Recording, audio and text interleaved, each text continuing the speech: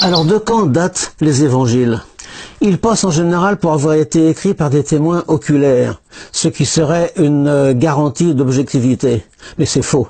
En réalité, ils sont de date beaucoup plus tardive. Le premier témoignage sur les évangiles nous vient de Papias, qui était évêque vers l'an 150. Et encore, il ne fait allusion qu'à 2 évangiles, Matthieu et Marc, qu'il considère comme des résumés très brefs. Aucun auteur conformiste n'a jamais pu fournir une preuve de l'existence des évangiles avant l'an 150. Par exemple, il est visible que les auteurs des évangiles ne connaissent ni la Palestine, ni l'hébreu, ni l'araméen. Une anecdote est révélatrice. Un jour, Jésus chasse les démons qui possèdent un homme et les envoie dans un grand troupeau de porcs qui paissaient par là.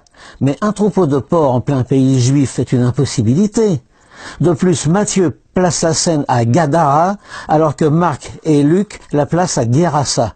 Ils ont omis de se mettre d'accord. Et de plus, la scène se passe au moment où Jésus aborde le rivage en barque. Mais ni Gadara ni Gerasa ne sont au bord de la mer. Les auteurs de ce récit fantaisiste ignoraient absolument tout de la Palestine. La naissance pose déjà une contradiction insoluble. Matthieu assure que Jésus est né au temps du roi Hérode. Or, les historiens connaissent très bien la mort d'Hérode. Il est mort en mars de l'an -4. 4 avant l'ère chrétienne. Donc Jésus, né avant, serait né probablement en -5 ou peut-être -6. Or, d'après Luc, Jésus naît au moment du recensement de Quirinius. Ce recensement se passe en l'an 6 après l'ère chrétienne.